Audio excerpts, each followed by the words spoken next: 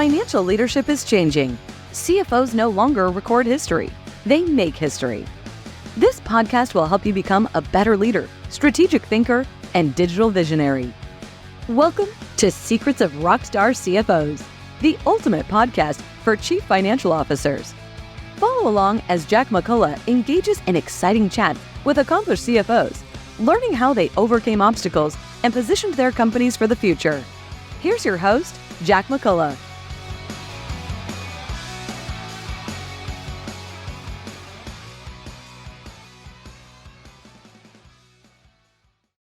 Hello, everyone, and welcome to the Secrets of Rockstar CFOs.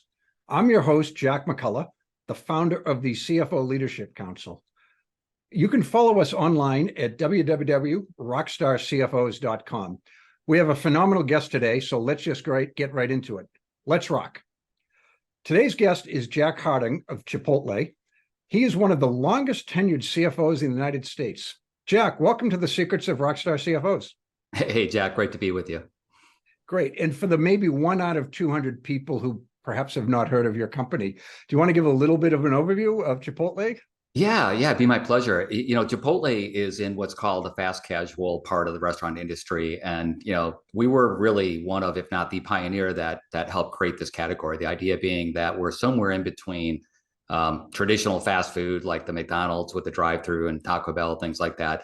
But not quite a full service restaurant. So there's not a wait staff. You go into Chipotle and, it was started in the early 90s when this kind of experience didn't exist. But the key that makes Chipotle what I think is a special company is the cooking, the culinary came from fine dining. It was started by a fine dining chef, classically trained at the Culinary Institute of America at Hyde Park, loved cooking from when he was a kid, worked in fine dining, wanted to open up his own restaurant, but he thought he had to start small. So he thought, I'm going to open up a burrito joint. And so he took all of his fine dining cooking, made it accessible, made it easy, made it fast, made it customizable. And that one little restaurant that opened up in the Denver area near Denver University, opened up in 1993, eventually led to a second restaurant and then a few more. And we're now up to 3,400 restaurants, including having a couple dozen restaurants outside of the US. Wow. Yeah, that's amazing. He had no idea that what he was creating when he created it to be this iconic company in the food services industry. No, and in fact, you're right. I think sometimes, the greatest innovations just kind of happen. They're not really intended. He really wanted to open up one restaurant, save up enough money so he can open up a fine dining restaurant. But the restaurant did so well, it really connected in such a big way that he's like, all right, I'll open one more. So it was going to be a chain of 2, and then he was going to get to his fine dining restaurant. Well, that did better. And so eventually he opened up another and another, just one at a time. Eventually he figured out, wait a minute, this is a real restaurant. I can serve more people with this kind of cooking, and it's more accessible, it's more affordable. And then it's not elitist anymore. So a fine dining restaurant, not everyone can afford to eat at a fine dining restaurant, or if it's really fine, you can't get a reservation unless you're kind of a who's who. But this was, as it kind of evolved, he realized as a chef, you can serve more people the kind of food that you want to bring to people, you want to make accessible. And so it ended up being just a passion that is still, by the way, a passion of ours today, that we are still doing real cooking in the restaurants. We're very discerning about where we get our ingredients. And, the heritage of that original chef-driven restaurant is still with us today with 3,400 restaurants. Wow, that's insane. And I mentioned before we went on, but I'm the father of 2 autistic sons. And Chipotle is about the only place that they both like. They're the 2 pickiest eaters on the planet. So to find a place that they're both going to be happy with the meal is, a minor miracle. And so one has been created. Make sure that you pass that on to the founder next time. I can't tell you how much that warms my heart. When I hear people, and we hear this all the time, where for some reason people don't like to eat out, or they are very picky about their menu, but they find their way through Chipotle. I mean, it really warms my heart. Yeah, so cool. And I don't want to talk too much about the staff, but they remember us because of my situation. So they treat my boys like they're rock stars when they. That's so good. So, yeah, that's fantastic. Great staff. Cool. Anyway, I want to get it back to you a little bit, and I know you grew up in Illinois. Can you tell us a little about what it was like growing up in Illinois? You mentioned earlier you're a Bears fan. Yeah, I'm a Bears fan, and we got the 1 Super Bowl, but it's been a long time since then, so that's been a hard journey. But I grew up in, I actually was born in the city, but when I was 6 months old, my whole family moved out to the suburbs. a little town called Hoffman Estates. I was one of five kids. I was the fourth of five. Very modest upbringing. My dad worked in a warehouse. My mom was a teacher at the Catholic school that I went to. Because it was the same school I went to, if I got in trouble in the morning, she'd find out about it at noon, and I'd be grounded by dinner time. So that was not always the best thing for me. But I grew up just in the day. You run outside and you're running, playing baseball, you're playing tag. It was a different thing back then. You obviously didn't have internet or social media. We didn't even have a color TV back in the day. So everything was social. And every time you go out your front door, we were a family of 5 kids, and across the street was a family of 6, and down the road was a family of 4. So it was just a mob of kids. And I think that's maybe why my wife and I, when we settled down, started to have kids, we were both kind of attached to this idea of a big family. Yeah. How many kids do you have? We have 5. Okay. Oh, 5. Great. So yeah, and she came from a family of 6. So okay. When you're around a lot of kids, it feels right. It feels right when there's a little bit of chaos, a little bit of maybe too many people talking at the same time, but we both feel at home that way. Yeah. When we were adults, we had like a reunion from my childhood neighborhood. And we were sort of like, there was a bunch of us that were born like within, we're all like in 1st or 2nd grade at the same time. And I think we determined it was like a 2-month period where there were 22 pregnant women. Oh my God. Yeah. Baby boom. Like, whoa.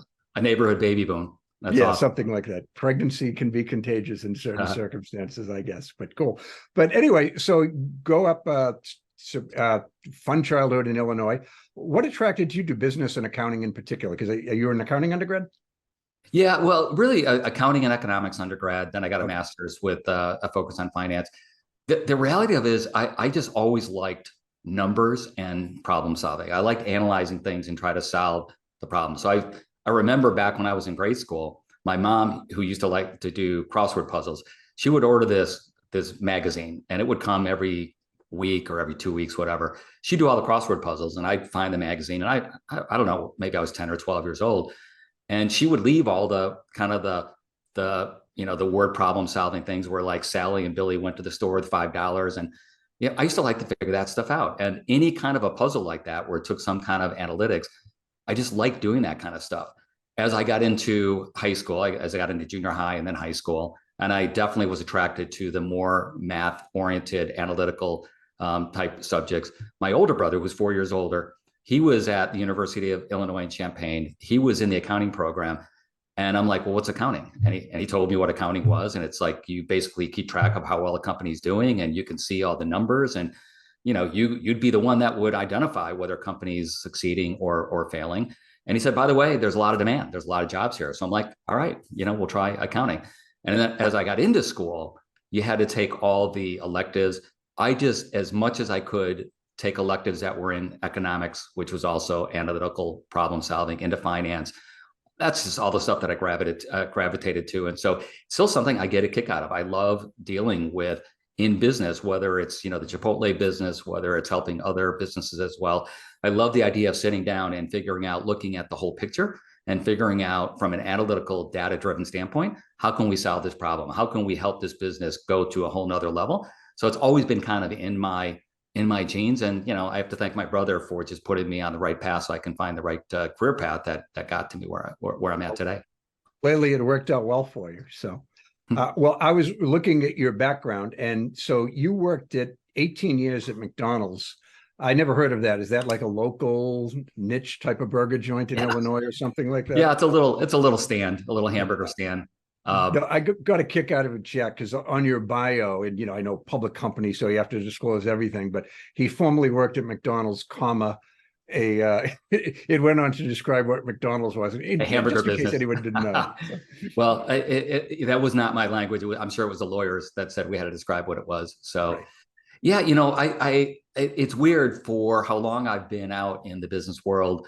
I've really only had a couple of interviews. And, when I was finishing college, I interviewed to get my first job, which was in public accounting. And that was kind of the thing that you do when you get an accounting degree. And I thought it was a great way to get into, the start of your career.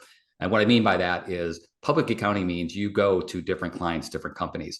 And I love the idea of, instead of going to a company where you'd be there maybe for a number of years and maybe you'd get bored with it, you'd go to one company and you'd audit their books and do a bunch of work and get to know people for maybe a 2-month period. Then you move to another client that would be maybe a 3-month client. And the diversity of experiences, see how different companies did things, to meet different people, to figure out how to get things done through different people, I thought was really, really fascinating. So I thought it was a great way to start my career out of college. I stayed there for about 4 years. I knew it wasn't going to be my career. I knew that when I saw, where that career was leading, that I really wanted to branch off, and I did want to work for a company. A couple of my friends had left public accounting, told me about McDonald's, and what they described was, obviously McDonald's was even then the biggest restaurant company in the world. What they described was when they have an opening in any of the areas, they would post it and you could interview. So if you start out in the, traditional closing the books accounting role, but they have a job in another area, for example, supporting the company-owned restaurants, you could interview for that role. I'm like, well, that sounds really interesting. The idea of going to a company and instead of feeling like I've got to do the same thing over and over again, I can see different parts of the business. That's what they offered there. And that was very appealing. So I got that job and it worked out exactly the way I had hoped. After a year, I was able to go to another area of the business. And so over my career there, I was able to work on the company operated part of the business, the franchise, real estate and development, which I really, really like the idea of identifying where you're going to find new restaurants and what do the economics look like on a new restaurant and how can you make sure that you're going to be successful. I also worked in international, supporting our finance business in Europe and Latin America. Pretty much, almost any area you can think of from a business standpoint, I had this opportunity to work at McDonald's. My last stint there was when McDonald's was looking into diversification, meaning the hamburger business was getting to a point where they thought they were running out of growth room. They invested in a number of other restaurant companies, including, Chipotle. So my last role there was to be basically the CFO. The title I had was the CFO of what they called the partner brand business. And so it was a non-McDonald's business. That was really exciting because here I've been with McDonald's for a number of years. Now I'm seeing these individual, and there were 5 or 6 different businesses, again, working with different people, working with different businesses at different stages. And that's how I get to know Chipotle. That's how I got to know the team there, the founder there. And eventually I did make the move to Chipotle. So, but anyway, my experience with McDonald's, I can't tell you how much I appreciate those experiences have led me to be able to, especially in the early days at Chipotle, not just to see what Chipotle's opportunities were when I joined them as a very small company, but also to see the future and identify what capabilities do we need to build over time so Chipotle can be very successful for not just a couple of years, but a couple of decades. That's, you wouldn't have thought that at the time necessarily, because we're going back now a few decades, but that training at McDonald's that they offered, that's like the best possible training for a future CFO. I thought it was fantastic. I think the idea of there are parts of the CFO job that are, it's nuts and bolts. It's doing the accounting, the closing, the financial reporting, things like that. And listen, you've got to be excellent at that. You've got to have an excellent team at that. But I think the idea of getting experiences at all the businesses, so you're not just seeing the numbers all close and you're reporting on a consolidated basis, knowing how each of the businesses work, knowing how they come together to roll up to one big company, I think is really, really critical. And so the fact that I was able to see all those parts of the business, that's helped me in my career to identify, all right, what levers do we need to pull in order to be successful in a certain area so that our overall business will be successful. So I can't tell you enough about how much that experience did really help me, not just while I was at McDonald's, but certainly since I've left and joined Chipotle. Yeah, you mentioned that you worked in the real estate group, and I had a friend, he did that at Burger King, and we teased him. That's like the easiest job in North America. You see where the McDonald's are, and you set up a Burger King 300 yards away. I love it. I love it. And I bet, you know what, you're 100% right. That's what folks did. After I joined Chipotle, as other fast casual companies were coming out of the scene, and I won't name names, but I had some friends or acquaintances I met. They told me, Jack, it was the same strategy. They're like, how did you decide what market to go to? Well, I would look at where Chipotle is. I'd go to that market. I'd open up right next door. So it's very flattering when that happens. Yeah, it's imitation being the best source of flattery, right? But exactly, yeah. It is incredible just observing it. There's almost always, you never see a McDonald's without a burger. That's probably not true, but 7 out of 10. Pretty It close. feels like there's a Burger King you could walk to from a McDonald's. So you've been at Chipotle 2 decades, a little bit north Yeah. of 2 decades. Yeah, So 20, yeah, 21 years. And actually, for the 2 years before that, I was on the board of Chipotle while I still worked at McDonald's. So it's really been 23 years that I've worked with them, and it's been an amazing journey. yeah, that's crazy. And yeah, so I'd love to chat a little bit about, other than simply getting bigger, there has to have been some, dramatic changes in your tenure with the company and, the competitive landscape. What are some of the big, challenges you've faced, lessons learned along the way? Yeah, I mean, lots of them. I first became attracted to Chipotle. I can remember the very first times that I went into the restaurant, spent time with Steve, the founder, and I was blown away because here I had worked for McDonald's for 17, 18 years, biggest, most successful restaurant company in the world.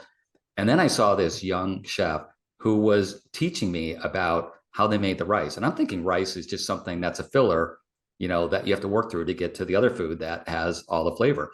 But we would taste the rice, and he would talk about how you could taste the lime. You can taste the cilantro. It's got to have exactly the right amount of salt. That you've got to rinse it 2 or maybe 3 times to make sure that you get the right amount of starch out. And there is this level of detail for every single ingredient. As we walked along the line, we tasted the salsa, and we go through the same thing.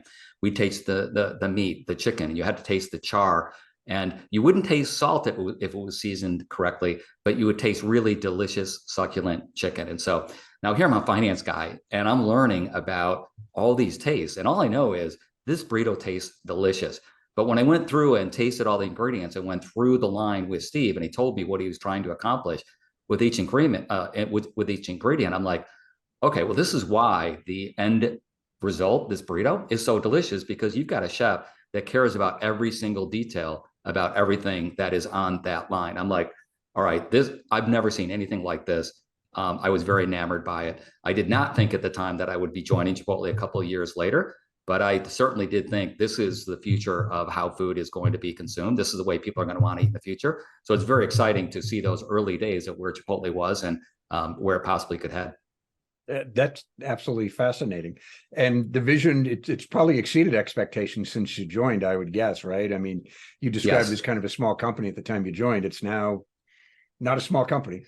Not a small company. And I remember at the time, very sophisticated from a food standpoint, not really sophisticated yet from a business standpoint. And that's where, when I had the opportunity to join Chipotle, I felt like, okay, this is the kind of food that more people should be able to enjoy.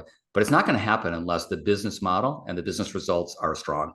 There's got to be a sustainability part of the business so that you could raise money based on the existing restaurants. It doesn't mean you don't, young companies do have to raise money from the outside as well, whether it's from debt or equity financing.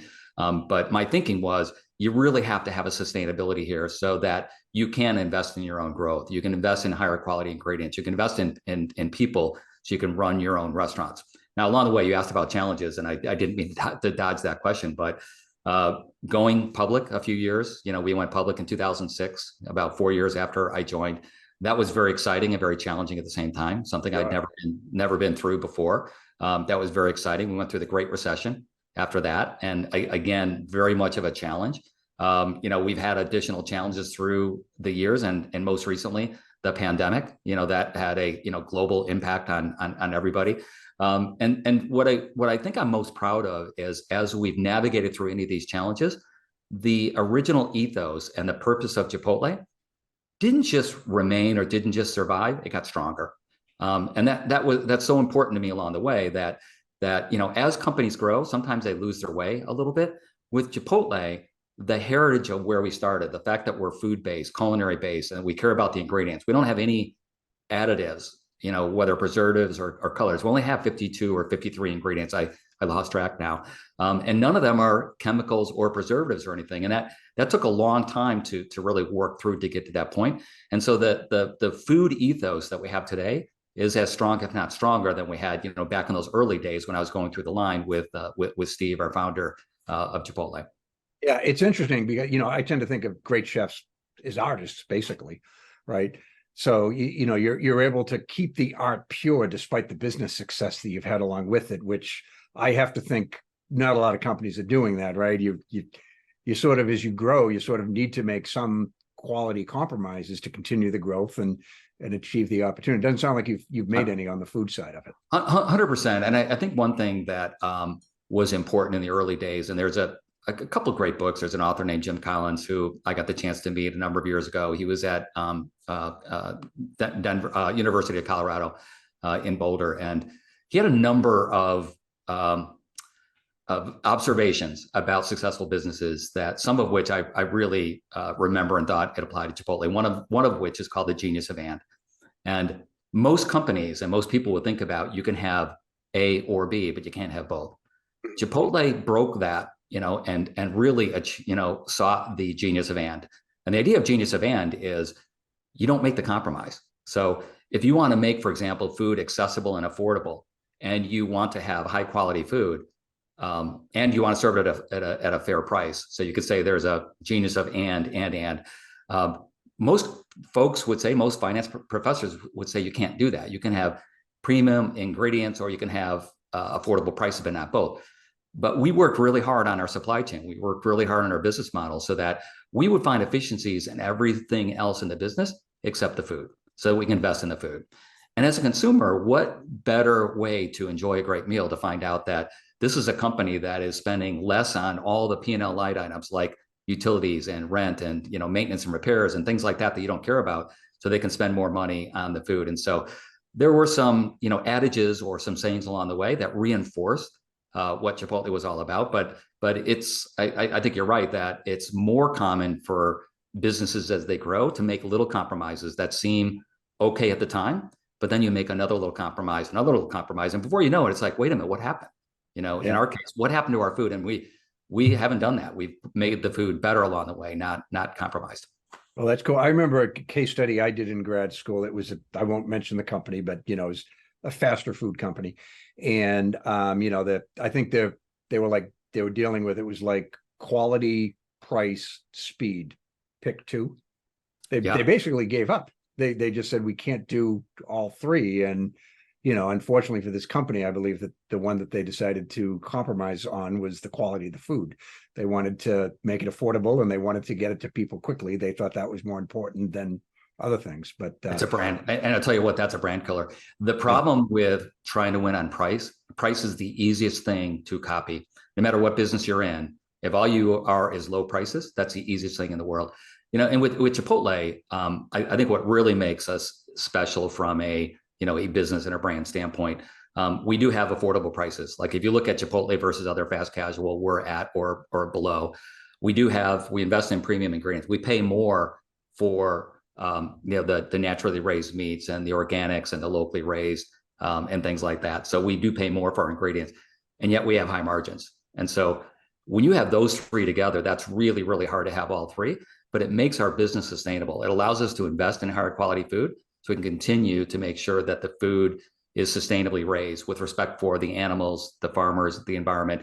The fact that we have high margins as well, among the highest in the industry, allows us to continue to invest in new restaurants, invest in our people. So there's a sustainability about the way we raise our ingredients, but there's a sustainability about the way that we built our business model as well. So we can continue to invest in ourselves and in our business and what makes our business strong.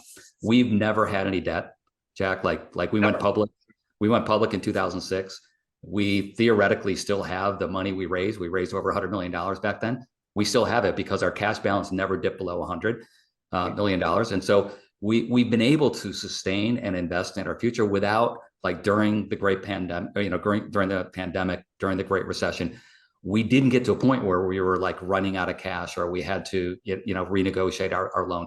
So we've been able to make these investments along the way and not have to compromise.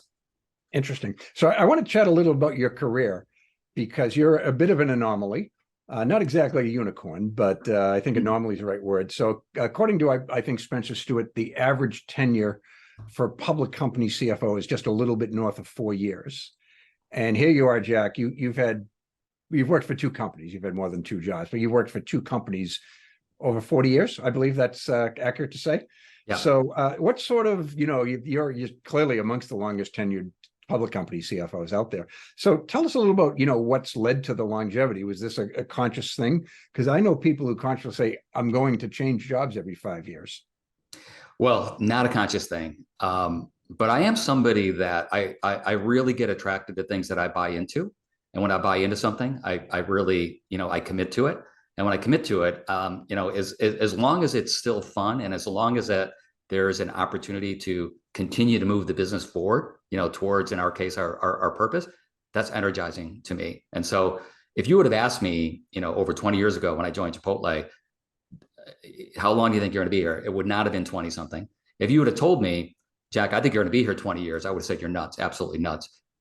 But I didn't plan to be here 5 or 10 or 20. It's just every year it's like, this is fun. It's challenging too. Of course, it's challenging to take a company that is small private company and go through all the stages that we talked about a little while ago. But the idea that we are a purpose-driven company, and our purpose the words have changed over the years. We used to early on say, just because it's, we wanted to prove to people that just because it's fast doesn't mean it has to be a typical fast food experience.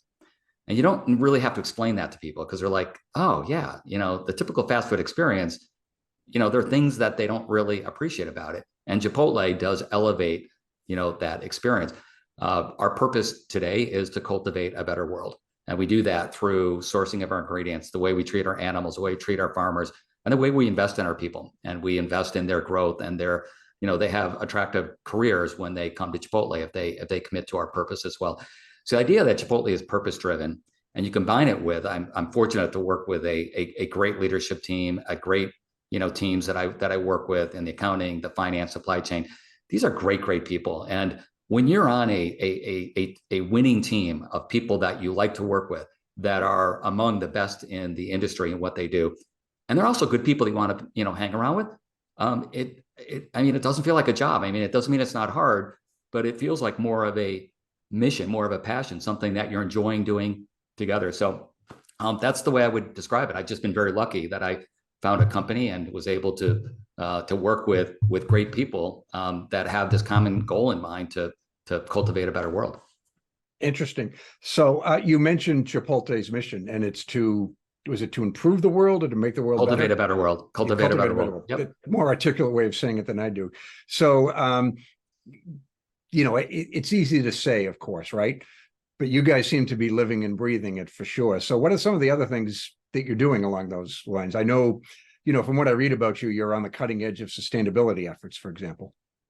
Yeah, it's been in our heritage, the whole idea of what we call food with integrity, and that's sourcing food, sustainably raised food.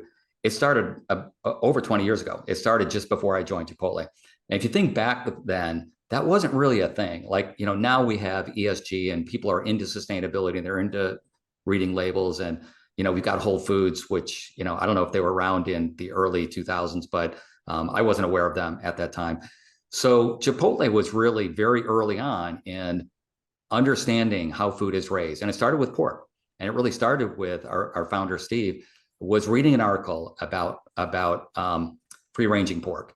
And he's like, oh, wait, aren't all hogs free-ranging? Aren't they out? When you picture hogs or cows or a farm, you picture a beautiful green rolling hills and these animals are just loving their life.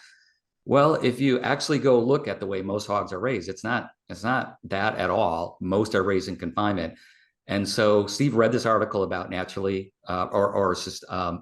free-ranging hogs. It was with a company called Nyman Ranch. He's like, that's really interesting. So he ordered some pork and cooked with it. And he was blown away. He's like, oh my God, this is better than any of the pork we've ever had. Met the founder, met Bill Nyman, who I've gotten to know and I consider a friend over the years, and saw the difference between the way hogs were raised under the Nyman badge, versus traditional, and decided, okay, Chipotle is not going to be successful based on exploitation. We're not going to exploit the animals. We're not going to exploit the farmers. We're not going to exploit the environment.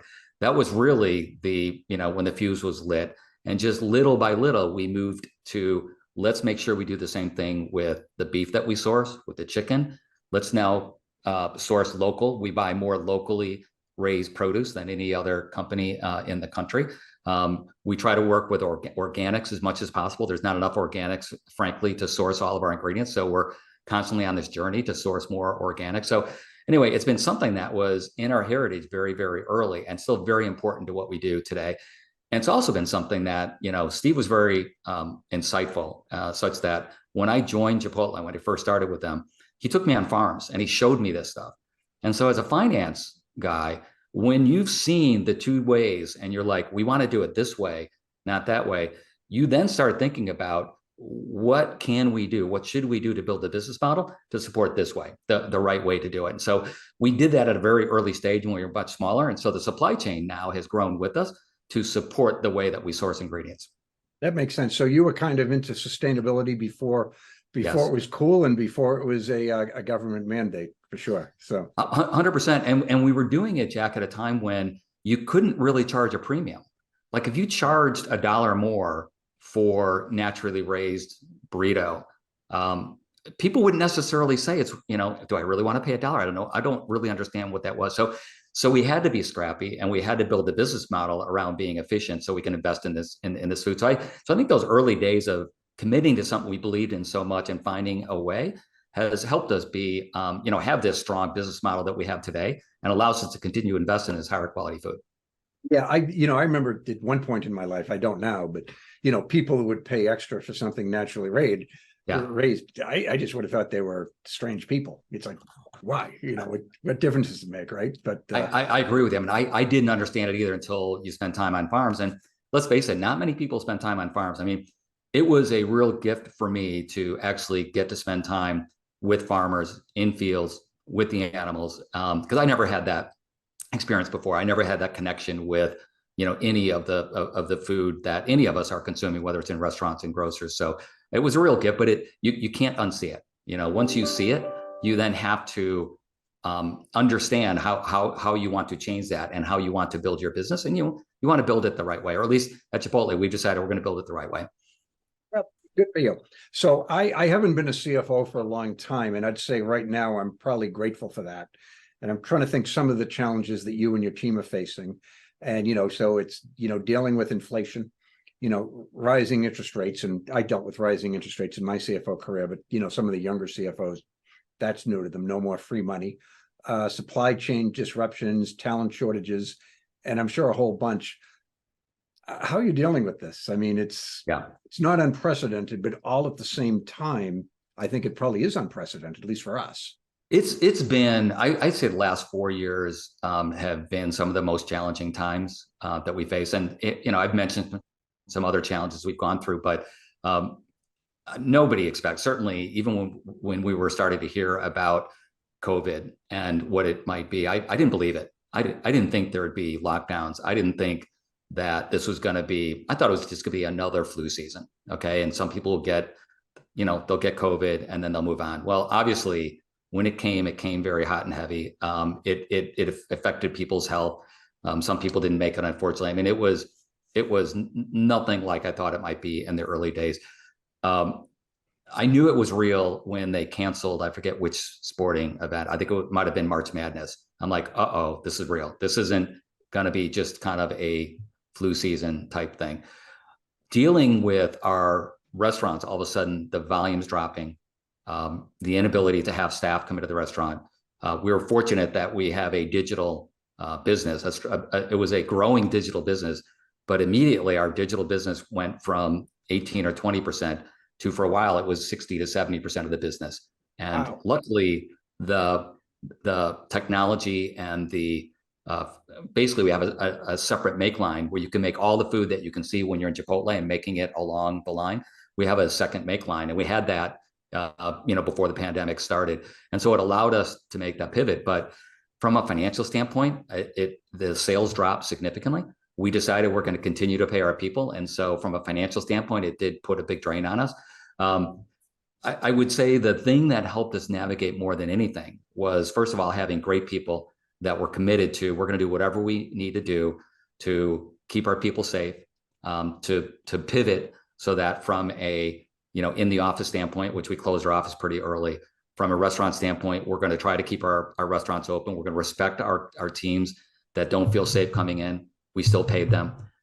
We're going to, for the restaurant folks that do come in, we're going to keep them safe. We're going to keep our customers safe. There were just some amazing things that we had to pivot on really, really quickly. And we can only get that done because we've got amazing people at Chipotle in all of the areas. And that's how we navigated through all this. Now, in terms of dealing with some of the business challenges, like, as a pandemic was starting to move in the rear view mirror, we had inflation, some of the highest inflation that I've seen in my career. Of course, now we've got high interest rates. If you wait until those things are on you to deal with them, as a CFO, it's probably too late. And so what I've tried to focus on, I've tried to take the long game with Chipotle. And so we built a balance sheet and an economic model that would sustain itself, certainly through good times, but also through tough times as well. And that's why during the Great Recession, during the pandemic, as we have high interest rates, we've been able to financially make the right investments in the things that matter to Chipotle, in our people, in higher quality food, and in growth. We haven't slowed down our growth during this time because we know growth means that's more career opportunities, more promotions for our folks. And so it's really a matter of, rather than, I know on a spreadsheet, if you lever your balance sheet, meaning go out and borrow a bunch of money, you'll theoretically get a higher return on your capital. That's true during good times, but during bad times, you might be crippled to the point where you're going to have to give up on making some of your long-term investments. You may have to lay off people that are really, really good. You may have to stop growth, which means you're shutting off, the career opportunities for folks. And so from the beginning, I was really determined to make sure that we would have a fortress, this term has been used, a fortress balance sheet, that this balance sheet will allow us to get through some of these challenges. And, knock on wood, thankfully, it has done just that. But if you wait to deal with some of these financial challenges until they're really on top of you, your options are going to be limited. Jack, I think I'm financially savvy, and I could probably make a reasonable guess, but a fortress balance sheet, I'm not 100% sure what that is. Can you elaborate a little bit on that? Yeah, well, we've never had debt. Okay. So we went public in 2006. We raised over $100 million. We're very responsible in terms of, we have a relatively small headquarters in G&A. We're just very efficient at the P&L level, at the restaurant level, so that we can invest in higher quality food. And so our business model allows us to, like this year, we're going to open up between 255 and 285 restaurants, and we're going to fund all those through existing cash flow. We also are able to take some of the cash flow and it's in cash, or it's in short-term investments. So we have over $1 billion in cash on the balance sheet. Okay. We also buy our stock, buy back stock. A lot of companies, when they're in growth mode, they don't have the ability to buy back their stock as well. But we have the ability, with our strong financial model and strong balance sheet, to fund all of our investments, to buy back our stock, and to have over $1 billion of cash in the balance sheet. So we have enough financial wherewithal, in this fortress balance sheet that I'm talking about just allows us to, if we need to, we can dip into our call it a rainy day fund. Like during the pandemic, we burnt through some of that balance sheet, and I remember, Brian, our CEO at the time, we were both in our homes because obviously the office was shut down, and we were talking about, for the first time I'd been at Chipotle, what's our cash burn and how long will it last? And so, we went through a number of scenarios to find out how long will our balance sheet last. And the good news was it was going to be able to last us through the pandemic and well beyond that. And so those are the things that allow you as a management team to make the right decisions along the way and not be panicked that, oh my God, if we do this wrong, we're going to be out of business. And certainly nobody wants to be hanging by a thread as you're navigating through these kind of challenges. Yeah. And, if history's taught us little else about business, during times of crisis, the ones that sort of roll up into the fetal ball position, those are the ones that actually die. They think they're doing the safe thing. They're doing the absolutely not safe thing. That the ones that dip into the rainy day funds, who make the aggressive decisions to continue to grow and take care of their team and, invest in digital technology or whatever it might be, those are the ones that survive these sorts of things. Jack, I 100% agree. And one of the things that we as a management team, every time we face a challenge, is we kind of get together and say, guys, we want to leave this challenge stronger than we went into it. And if you stay committed to that idea, and if you have the financial ability to do it, you will come out stronger. Interesting. So I want to chat with you a little bit, because you're on two boards of directors, Honest Company and ZocDoc. Mm-hmm. And I'm curious, they're very lucky to have you. I'm going to guess you're on the audit committee and perhaps others, but right. What's your relationship with the CFOs of those companies? Yeah, listen, in one case, the CFO is brand new, just joined the Honest Company about a month and a half ago or so. Actually, the CFO in ZocDoc has been with them almost from the beginning. They're a 11 or 12-year-old company. She's been there almost from the beginning. What I've tried to do with both the CFO or anybody else on these teams, because these are both small companies, small, one is public, newly public. ZocDoc is still private, but they're small companies with big ambitions. They really have this idea of trying to make the world a better place, in the areas that they're in. And obviously, you probably are hearing a parallel there. This idea of trying to help a company that has big ambitions, that wants to make the world a better place in the area that they're in, really appeals to me. I mean, it resonates with me because that's the position I was in 20 years ago with Chipotle. So what I've tried to do is make myself available so I can help them as they navigate through this, because I've been through it before. And I don't know, I've not been in CPG, so I'm learning a lot about, the honest company in CPG. And I've not been, ZocDoc is a tech company that is, in the healthcare field. And so again, two areas that are foreign to me, which I find very exciting because I'm learning a lot about areas that I've not dealt with before. But from the business standpoint and the looking around the corners and looking ahead, those are things I've had to do in the early days at Chipotle. So I make myself available. They're both great CFOs, by the way. And I do what I can to make myself available, certainly during meetings, but I've told them even outside of meetings, to help them, to coach them, to mentor them. So that, my goal would be if I can in some small way help these CFOs and help these companies, go from where they are today to a bigger and more successful, but importantly, more influential company in terms of doing good in the world. That would be, that'd be fantastic. I'd love to be a part of that. Yeah, that's great. And I think, in my day job, I run an association for CFOs, and a lot of the boomers, of which I am one, we're taking on kind of that mentor role, making sure that the next generation of leaders has the same opportunities, maybe better opportunities than we had, and they're prepared to take advantage of them. So it's great you've got the opportunity to do that.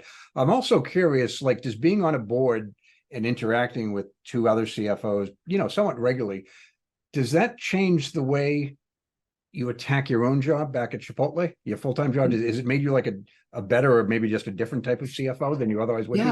Yeah, it does. And, I wouldn't say there's direct, because they're different businesses. There's not like a direct, honest company's doing this or ZocDoc's doing this, we're going to do exactly the same thing. But just the idea that you're looking at a totally different business and collaborating with people to try to, solve different problems.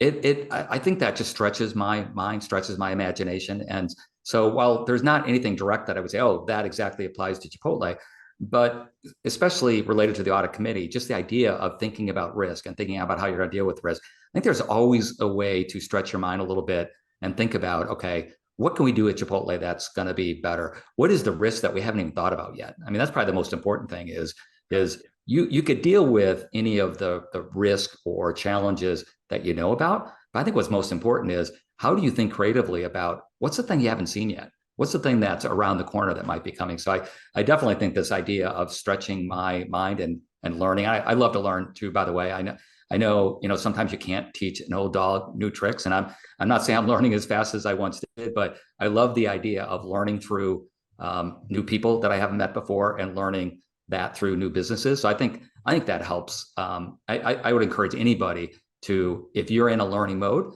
you're going to be better for it. Your mind's going to be sharper, and you're going to, I think, be in a better problem solving mode. Yeah, I always tell people, when I'm hiring for people, there are a lot of really smart people out there in the world, well educated, but the quality that I value, there's integrity and work ethic, but it's intellectual curiosity. I love it. Just somebody that's always looking to get better at their job, always looking to improve their company and whatnot. So it makes so much sense. I totally agree. So cool. Well, I want to chat with you. One more question, then I have a personal one, but CFO roles changed a lot over the years. It used to be back office, maybe at the start of our careers. Often the best accountant would become the CFO. But today, he or she is the right-hand person to the CEO. They interact a lot with the board of directors, and they're invaluable contributors across the C-suite. What's your relationship like with those folks over at Chipotle?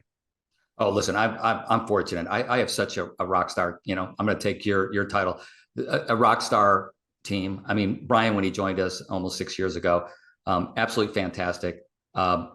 Good person, good father.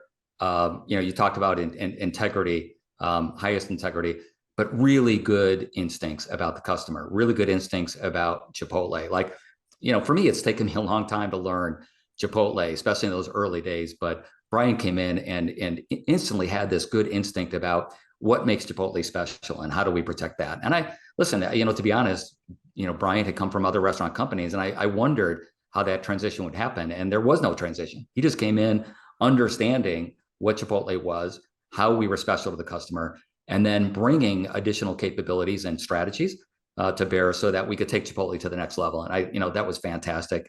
And then I think in terms of all the other guys that I work with, in the leadership team, I think they're the best in the industry. I mean, I've met a bunch of folks in other companies that are in this industry, but from a marketing, a tech, and operations, I mean, you name it.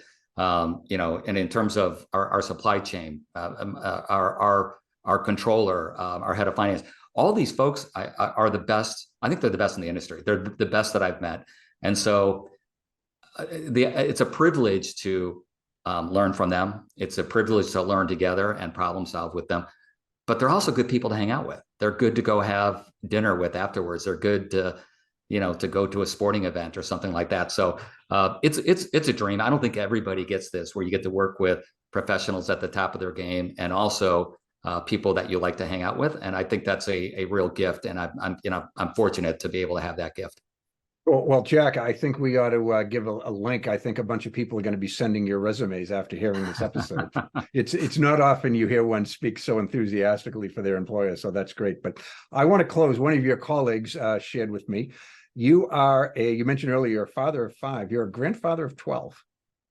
Yeah, well, 12's on the way. So okay, 11. 11 and 12 is on the way. But listen, I'm counting what's ahead too. As a CFO, you've got to be not only looking behind, you've got to be looking ahead as well. So we've got 12 on the way. Yeah, listen, it's my joy is around my family and, my 5 kids, my 11, soon to be 12 grandkids. When I'm not working, I spend as much time as I can with my family, as much time with grandkids. I would tell you, if you were in my house, you would think that I have a second job, my wife and I, as a daycare center. Because when I walk in the house at the end of the week, after a long work week, I'm stepping over toys, and depending on what day of the week it is, there might be a sleepover going on, and there might be, kids still rustling in the, in the family room and stuff. But it's that kind of chaos that I love. When I'm on the, airplane heading back home, and I know that there's going to be either that night or the next day where he's spending time with family, spending time with grandkids, it's fantastic. So they're the stars of my life. They're the ones that I want to spend the most time with when I'm not at work. It's interesting. The second guest we had, he was one of 9 brothers and sisters. Oh, wow. And I challenged him to name all of his brothers and sisters' birthdays. I'm not going to do that for you, but how old are your grandchildren? Well, I would fail on the birthdays, but you're forgiven. That's a big ask.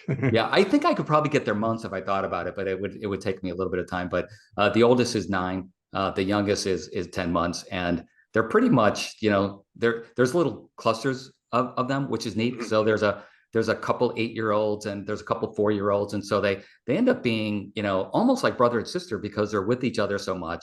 They're about the same age. They're kind of growing up together, and it's really neat to see. And it's so neat to have a relationship with each and every one of them. I'm lucky, again, to be able to spend as much time as I can with them, so I can build a individual relationship with each of the grandkids.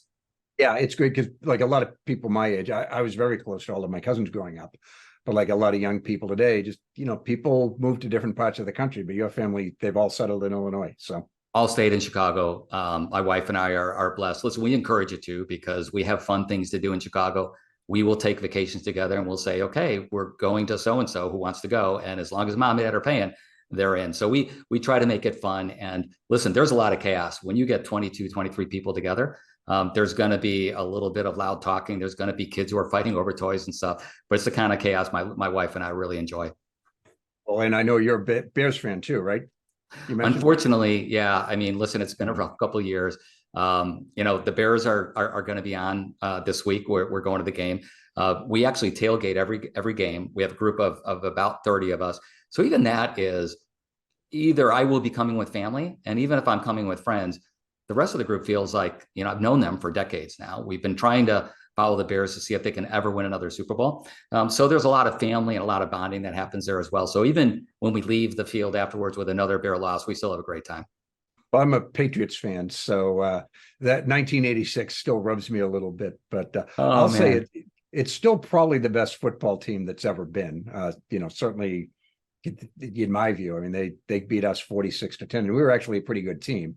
So you guys are a very good team, and that was a fun year. Unfortunately, they didn't follow it up, but I'll tell you what, the Patriots, they've won so many Super Bowls since then, so I'm jealous. Yeah, people who hear I'm a Pats fan, their heart isn't breaking for me because of 1986. Well, Jack, this was great. I want to give you the last word if there's any last thoughts or maybe advice you can give to the upcoming generation of CFOs. Yeah, just the one piece of advice that might sound repetitive, as it's easy to get kind of just into the details of just being a CFO, into the day-to-day CFO. I think the most important thing is to take a step back, look at your business, understand what are the key levers to make your business go, and make sure you focus on those few levers that are going to make your business successful. I would just then pair that with this idea of have a strong balance sheet. Okay. Don't go through the spreadsheet where it says if you go out and borrow debt and buy a bunch of stock back, that you will, add to shareholder value. You will, but it's at the margin. The way you add shareholder value is allow your company to make the right investments all along the way, in the short term and in the long term, that are going to make you a special, sustainably successful company. And that's the most important advice I can leave with. You've certainly worked for two of the best in that regard, I have to think. So I'm sure that's great advice. Jack, this was wonderful. Thanks again for your time. Thanks, Jack. Great to be with you. Thank you for listening to this episode. To continue your exploration of this role that focuses on strategy, leadership, finance, and technology, listen to more episodes of the show at rockstarcfos.com. Join this revolution, episode by episode. Push yourself to achieve great things and unlock the best opportunities available to you. CFOs are creating a legacy, and it's time for you to leave your own unique imprint on the world today. That's all for now. See you on the next one.